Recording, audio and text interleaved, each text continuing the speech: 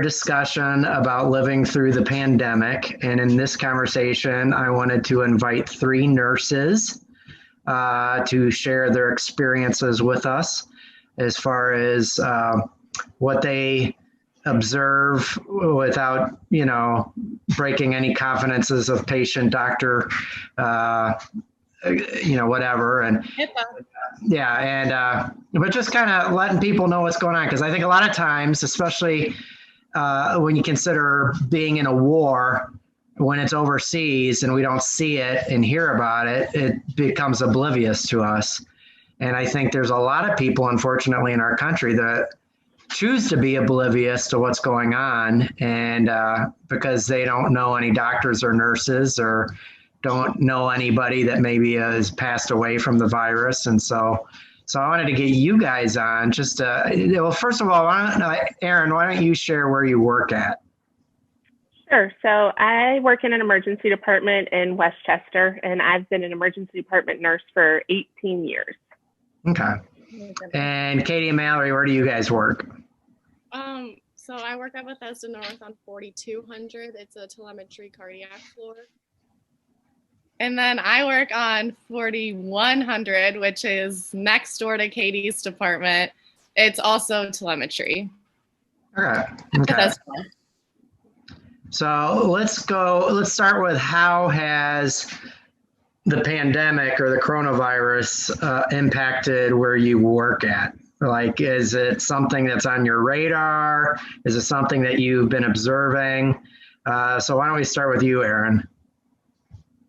Sure. Yes, absolutely. Every day that I work clinically, I come in contact with COVID positive patients, caring for them, caring for their family members, coordinating where they're going to go when they leave the emergency department. We've also set up special treatment areas. We have tents outside that we used initially, and then when we kind of had a reprieve over the summer, we stopped using, but we're starting to use them again. So we have the tents that we either have as makeshift respiratory waiting rooms, or we can actually initiate care out of the tents, depending on how full the emergency department is. Okay. And Mallory, what about you? So I do have corona patients on my floor. My floor has been extremely affected by it. The last time I've had just regular telemetry cardiac patients, I couldn't even tell you. We've kind of completely converted to COVID. So it really has affected my floor a lot. A lot of our nurses are sick and getting sick, so we're really short. And it's just hard, like physically and mentally, having the corona patients. We've opened up our semi-private rooms, so people are sharing rooms now. It's just a complete overflow of patients. There's just a lot of challenges going from focusing completely on cardiac to switching over to respiratory. And there's like been a learning curve with that. That's been people are struggling with. It's been really hard. Katie, what do you want to add to it? I wasn't there in March when this all first started, but asking some of the other nurses and stuff, we did not have corona patients in March. It never got to that point, and now we do. And it's very stressful just for the whole floor because they weren't used to that. And it's stressful because before, when we didn't have corona patients, people seem to be more concerned about it. And now that the hospital's overflowing basically with it, they're on every floor, people are way less concerned about it in the public. Yeah, just to kind of put context, you guys were actually students at Ohio University in the springtime. And once this hit in March, they kind of fast-tracked you guys through the program as fast as possible to get you into the hospitals. And then you didn't even get like a real graduation or closure. I mean, it was just kind of like, I think of like soldiers that, go from the battlefield to being back in America and don't have any time to process what just happened. And so what would you say? I mean, would either one of you guys say like PTSD is a real thing with what's going on with doctors and nurses? Erin, what do you think? Absolutely. I think both colleagues that I know personally, and then emergency medicine in general, the network through the country is smaller than it may seem. And there are doctors and nurses that have not worked shifts in months where they haven't seen somebody die. And that is not the norm. So I absolutely think both now and in the future, we are going to observe PTSD in people who cared for COVID patients through the thick of it. I've never been to war personally, so I can't compare, but I do think that there's going to be some similar ramifications in healthcare providers, both now and as this is done. Depression, suicide, there's posts on social media about doctors and nurses that are committing suicide. It's going to be very real. Okay. Katie, do you have any thoughts? I mean, I guess we'll know more in the future on that one too, but even going through it now, it's just a lot of anxiety and already. Right. Well, Mallory, what do you think about it as far as like your circle of friends, not necessarily your nurse friends, but like, your friends, your OU friends? I mean, how do you communicate like what's happening to people that maybe aren't fully aware or taking this very seriously? I find that so difficult. It's like hard to explain what's really going on at work, like to my friends. And when I say, oh, I'm picking up like all these shifts because things are so bad right now, they're like, oh, extra money. Like, it's like they don't understand like how bad it is. And it's hard to express that. And then it is kind of sucky. Well, and my friends, for the most part, do a really good job. But I mean, everyone has the burnout of the quarantine. Like, that's a thing. So it is hard to like miss out on things or feel anxiety or guilty of going to things and then watching your friends kind of do their own thing. That's hard. It's hard to like explain how bad it is. Okay. Well, let's see. Aaron, do you have anything else from your experience at Westchester, like, what are they saying as far as the vaccine goes? Is there any updates on that? Yes, there are healthcare providers within UC Health. I actually got an email getting ready for this, but we should be able to start getting it next week. It is on the way. So, wow, okay. For healthcare providers that are taking direct care of COVID patients, and that's not just doctors and nurses, but respiratory therapists, physical therapy, environmental service workers, food service workers. So they are looking at how they're going to implement it so everybody who comes in contact with COVID patients has an opportunity to get vaccinated, and it's been through our ethics committee so that it gets rolled out in a fair fashion to everyone. And then one of the doctors that we work with, he's our director of emergency management. He just did a really nice interview with the Wall Street Journal. But he said that it's likely going to be over the next several months that healthcare workers all get immunized. And then we are still potentially looking at, for enough people to be immunized for herd immunity, 8 to 12 months. But to me, this is the first step in an end being identifiable and near. It's coming. So if people can hold on just a little bit longer, we're in the home stretch for sure. Right.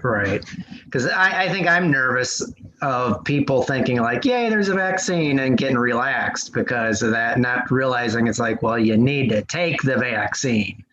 And that might be a while yet. So we can't get relaxed just yet. But it's coming, which It is. What have you wonderful. It is. What have you guys heard at Bethesda North? We got an email basically asking if we would take it or not. And then since then, I saw that it got approved by the FDA. So I haven't really seen like a date yet though. So hopefully soon. Hopefully soon. Yeah, that'd be great. And then once, I'm sure, healthcare workers will be first. But do you guys have any idea? Like, I'm assuming I'm at the end of the line. But I'm assuming kids, like, what's going on with like it seemed like I saw on the news that they're concerned about teenagers taking the vaccine. Have you heard anything about that? I haven't heard anything specifically. I did hear that the Pfizer vaccine is going to be approved for those 16 and older. Okay. So I'm not sure about the younger population. They are starting the studies, I believe, for 12 to 16-year-olds. Okay. I've seen. And one thing that I just want to plug is if anyone has questions or concerns about the vaccine, please don't go to social media to find your answers. Talk to your doctor, talk to a healthcare professional. If you're watching this and you're in the church, you're welcome to come to me or my husband. And if we don't know the answers, we will try and find them for you. But I see a lot of misinformation out there about the vaccine right now. So I would just encourage you to make sure that the sources that you get your information from are reliable. Right. No, I agree. I totally agree with that. What about you, Mallory? I mean, you got anything to add to that? No, I just am excited for hopefully the beginning of the end to start. Yeah. It's nice that there's kind of like a light at the end of the tunnel, I think. It's nice having that to hold on to. Yeah. Yeah, that gives you hope. That gives you hope. Well, good. Mm-hmm. Have your families been impacted by COVID at all? Like, has it gotten personal for you at all? So, Erin, what about you? It has. So my uncle actually died on Monday from COVID. Oh my gosh. And he was exposed singing at his church without a mask on. That is his direct link, where he was exposed and was sick for 2 weeks. And so he had underlying health conditions. He was not without risk, but he was otherwise healthy before he got sick, and he died on Monday. So yes, it has absolutely affected my family personally. Well, I'm sorry to hear about that. Thank you. Okay, what about Katie and Mallory? I mean, if you guys have any close people that have been impacted or affected by COVID? Thankfully, no. I know a lot of people who have had it but have gotten over it, which is great. I think the biggest thing is, like, Mallory has a lot of patients who she sees that don't make it out, but yeah, I would just say my work family. But we've had people who this is their first hospitalization ever and they don't make it out whatsoever. And that's so hard to see because the family just doesn't know what to, like, they're in shock. And then one of my coworkers just had, like, a good friend who was in her wedding this past year. He was 25 and he died of it. So that's been affecting her a lot, and it's just hard. Yeah, I was going to ask, like, is it pretty much people that are older that have pre-existing conditions, or are you seeing that not necessarily being that's always the case? And you guys want to take that? I think on my floor, maybe 75% have pre-existing conditions. Okay. They come in for other reasons. We just give them a COVID test because maybe they have some symptoms and then they test positive. But then that 25%, it's will be like a 37-year-old who their oxygen saturation's completely not acceptably low. And this is their first time ever in the hospital. And it's just, their body is not handling it.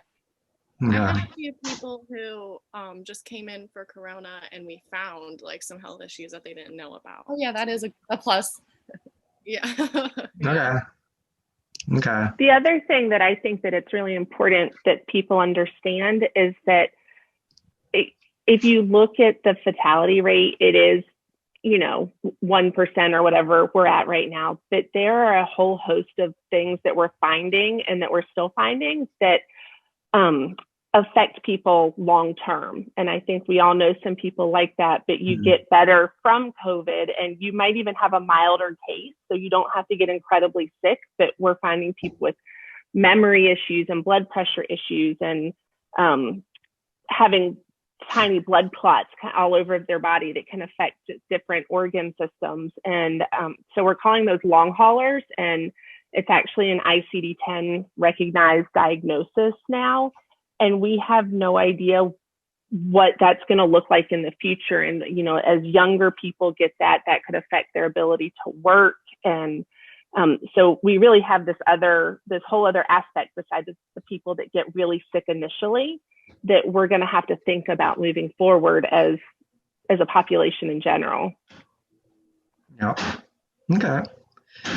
Well, let me ask you this as like kind of probably a concluding question here. If you could give advice to the general population, and I think Aaron already touched on this a little bit, but if you could give advice to the general population of people, like I'm hoping a lot of people in the church see this, a lot of people in Loveland see this, and if you post this, this might get out to Westchester and Milford and Goshen and whatnot. But if based on your experiences and what you're seeing, what would you want people to know, like from your gut? So, Katie, why don't you go first? I mean, I would just say keep watching the news and keep educating yourself, because you can try to ignore it, but it's just not going away. Okay, Mallory. Wear your mask, even if you're inside. Like, we're going over to your house, Dad, this Friday to do like a little Christmas thing, and we'll all wear a mask inside. Like, it's okay to do. You can still wear a mask inside and see your family safely to an extent if that's what you need to do. Mm-hmm. And then if you do have symptoms, even if you think you may have come in contact with someone and you're not sure, just go get tested and don't expose other people before you know your results. Right. Okay. Good. Erin? I think that's fantastic. And I would just reiterate, wear your mask. They work. We see that they work because we're not seeing the spread in schools where it's mandatory that people wear masks. It's the community bringing it in. So wear your mask, wash your hands, and really know your bubble. I completely feel like people need to have their safety net of friends that they can see in whatever shape or form they consider to be safe, but know your safety net and don't go outside of it right now. We're so close. We are truly so close to getting containment of this. Just don't. The hospitals need us now to do our job so that we can keep taking care of the patients in the hospital and have room to do so and stay healthy to do so. So that's what I would encourage the community to do. Everything that we've heard, it really does work. We just need to be better at it. Yeah. Probably the darkest thing that I've seen in Ohio is that I know in the Canton area, they're so overwhelmed that they had to get one of those refrigerator containers to put people that have passed away in, and I'm hoping that's those are in Cincinnati, Scott. What's that? They're in Cincinnati too. They're in Cincinnati too? Yes, they are. Okay, I thought Canton was the only place that. Okay, so that's happening in Cincinnati too. Okay. Well, I don't know if they've been used, but they are here. So okay. It is a stark reality. Yes. Okay. Well, that's something. Okay. Well, thank you guys. I appreciate all that you're doing. Thank you. And keep up the good work. I know that I've taken you girls on lots of mission trips that I hope helped prepare you for it. Seriously, I think about it all the time in my work. Oh, good. And you guys are in the front line of the war. So just keep doing what you're doing and know that there's going to be an end to all this, and that the church is here for you guys, and we're praying for you. And it's important that we listen to what you guys have to tell us and the advice that you give us. Okay. And I just want to say, Scott, to your girls, what a time to come out into nursing. I am so proud of you for jumping in, and I can't even imagine coming out as a brand new nurse, and this is what I'm presented with. So take care of yourselves too. It's so important. And thank you for what you're doing. I've been encouraging them that like a year from now, it's going to be like, oh, this is what nursing's like. It's so easy. Yes. If somebody would have told me when I was 18 and I was taking my major. Yeah. Wow. Okay. Well, thank you for joining me on the Zoom call, and I'll be posting this probably Monday or Tuesday, and we'll get it out to everybody that'll listen to us. Okay. Well, thanks again. Great.